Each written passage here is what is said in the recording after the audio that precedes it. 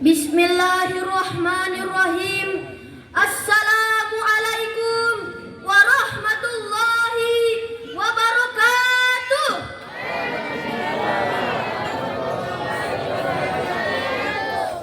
Alhamdulillah, alhamdulillahi rabbil alamin. Wassalatu wassalamu ala asrofil anbiya'i wal mursalin wa ala alihi wa sahbihi rasulillahi ajma'in. Amma ba'du.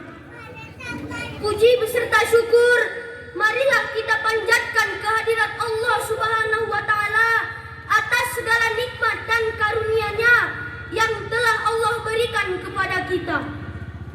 Salawat dan salam semoga tetap tercurahkan keharibaan Rasulullah sallallahu alaihi wasallam yang telah membawa kita umatnya dari zaman jahiliyah dan kesyirikan ke alam yang penuh dengan ilmu pengetahuan dan teknologi seperti yang kita rasakan pada saat yang berbahagia ini.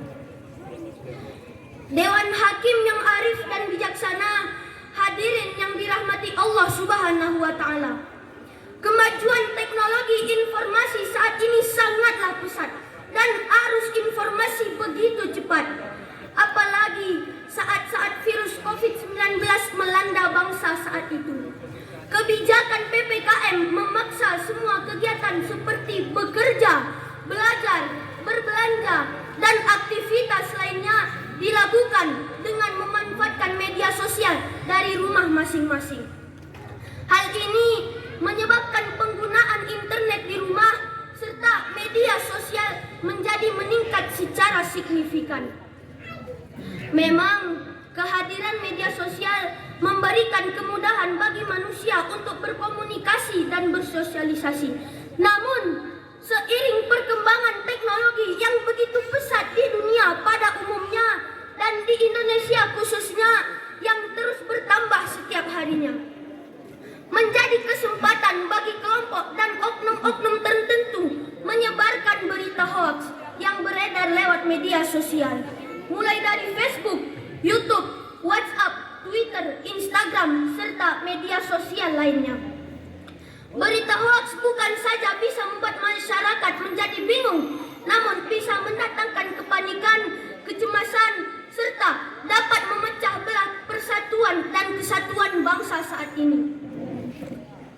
Berdasarkan latar belakang di atas, sebagai upaya mengurangi masalah penyalahgunaan media sosial, terutama di tengah-tengah kemajuan ilmu pengetahuan dan teknologi saat ini, kami tergugah untuk membawakan syarahan yang berjudul Etika Komunikasi di Media Sosial. Dewan Hakim yang arif dan bijaksana, hadirin yang berbahagia, silakan manfaatkan media sosial dengan seluas-luasnya karena memang sudah menjadi tuntunan zaman saat ini. Tetapi bagi kita umat muslim haruslah memperhatikan aturan main atau etika komunikasi berdasarkan petunjuk agama Islam itu sendiri. Di antara etika tersebut yaitu pertama, komunikasi harus atas dasar kebenaran dan kesabaran. Dalam melakukan aktivitas komunikasi, Islam memandang bahwa komunikasi yang dilakukan harus ada tujuan dan maksud yang baik untuk saling mengingatkan dalam kebaikan dan saling menasehati dalam kesabaran, agar kemaslahatan dalam kehidupan dapat selalu terwujud. Sebagaimana firman Allah Subhanahu wa taala dalam Quran surah Al-Asr sebagai berikut. أعوذ بالله من الشيطان الرجيم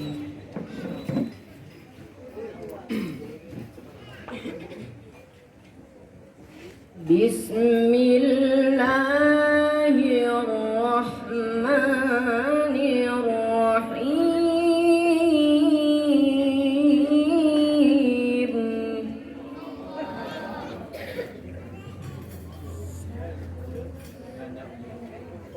والعصر إن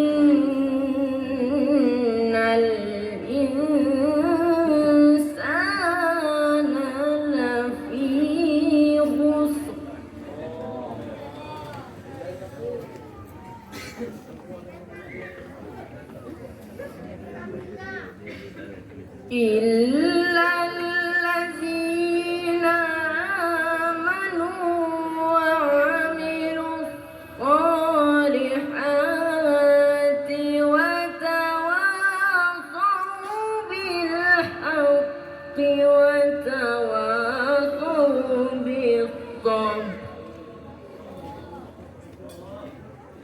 Aku berlindung kepada Allah dari godaan syaitan yang terkutuk. Dengan menyebut asma-Mu ya Allah, yang Maha Pengasih, Maha Penyayang. Demi masa, sesungguhnya kami menciptakan kamu dari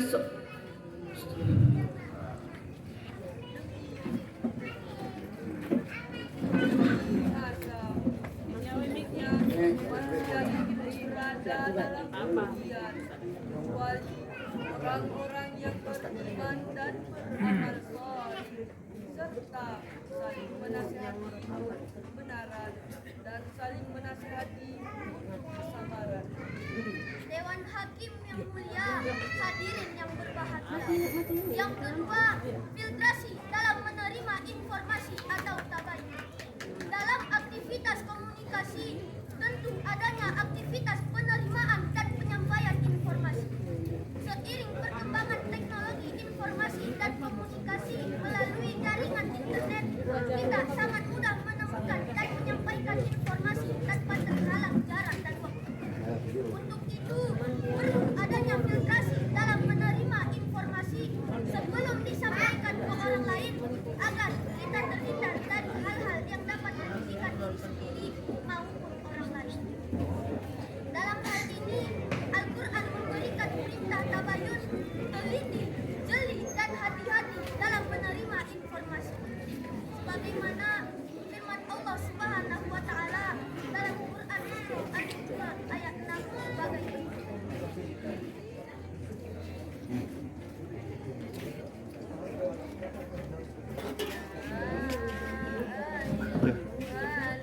Dia sendiri pakai ni kan mati lampu.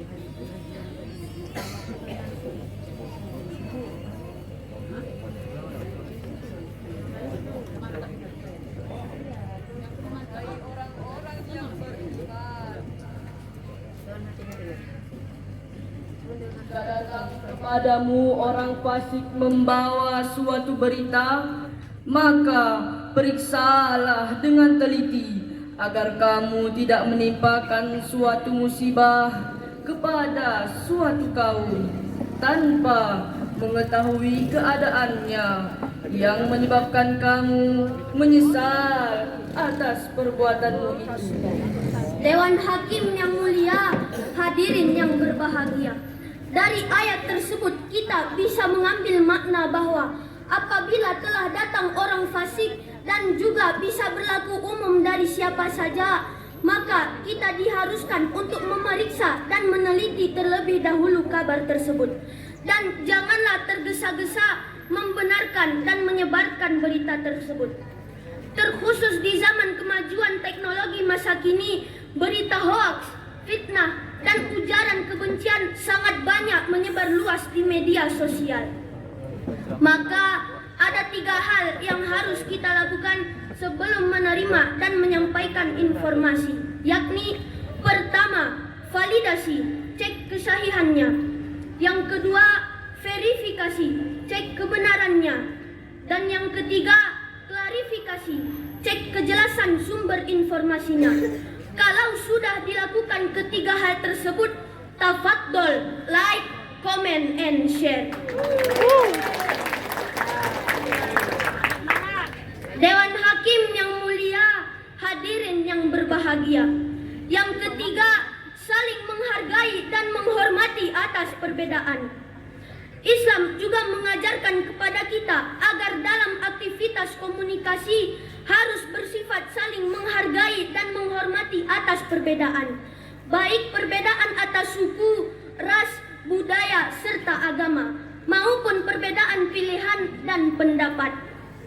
Hal ini telah ditegaskan dalam firman Allah, Quran Surah Al-Hujurat ayat 13 sebagai berikut.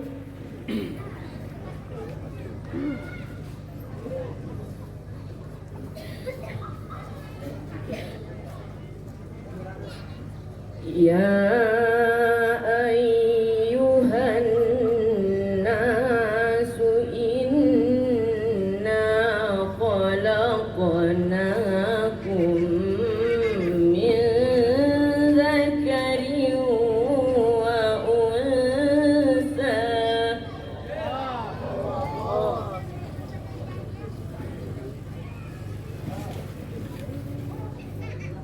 وجعلناكم شعوبا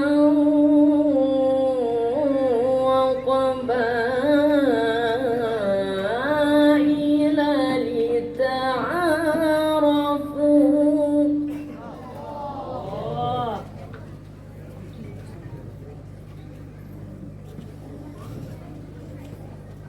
إن أكرمكم عند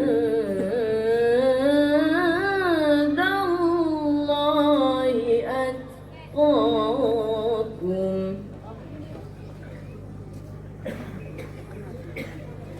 إن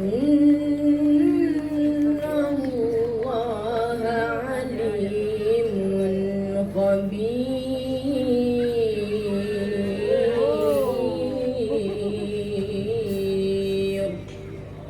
صدق الله العظيم. Wahai manusia, sesungguhnya kami menciptakan kamu dari seorang laki-laki dan seorang perempuan, kemudian menjadikan kamu berbangsa-bangsa dan bersuku-suku, agar kamu saling kenal mengenal. Sesungguhnya orang yang paling mulia di antara kamu ialah orang yang paling bertakwa. Sesungguhnya Allah Maha Mengetahui lagi Maha Mengenal. Maha benar Allah dengan segala firman-Nya. Dewan Hakim yang mulia, hadirin yang berbahagia. Dari ayat tersebut secara makna menunjukkan bahwa manusia memang diciptakan Allah secara berbeda-beda untuk saling mengenal. Kita harus menanamkan etika yang baik dengan menghargai atas perbedaan. Dan teruslah berhati-hati dalam memilih dan memilah kata dan bahasa, sehingga kedepannya dapat mendatangkan manfaat terhadap sesama. Yang keempat, jadikan media sosial alat untuk amar ma'ruf nahi munkar. Sebagai muslim, kita diperintahkan untuk menyebarkan pesan kebaikan atau ma'ruf dan mencegah segala bentuk kemungkaran. Kebebasan berpendapat merupakan hak setiap insan dan jangan disalahgunakan untuk membuat fitnah, opini palsu, dan menyebar kebencian yang sering diutarakan melalui media sosial. Hadirin rahimakumullah. Sebagai kesimpulan dari syarahan kami adalah silakan ikuti kemajuan teknologi informasi sebagai media berkomunikasi di medsos. Tetapi harus dengan menerapkan etika komunikasi berdasarkan petunjuk Al-Quran tersebut di atas, sehingga akan tercipta suasana yang nyaman di antara sesama pengguna media sosial dan dapat mencegah tersebarnya berita hoaks yang sering diutarakan melalui media sosial, serta dapat menjaga toleransi serta solidaritas sesama manusia. Demikianlah syarahan yang dapat kami sampaikan. Lebih dan kurang mohon diperbanyak maaf. Kuson-kusonan kita munelkas, kadang arah ke peras korum ili. Delidih ngecerak kami lepas, kami tiro maaf ken ganti nimat jari. Hadanallahu wa iyyakum ajmain. Wassalamu alaikum warahmatullahi wabarakatuh. Waalaikumsalam warahmatullahi wabarakatuh.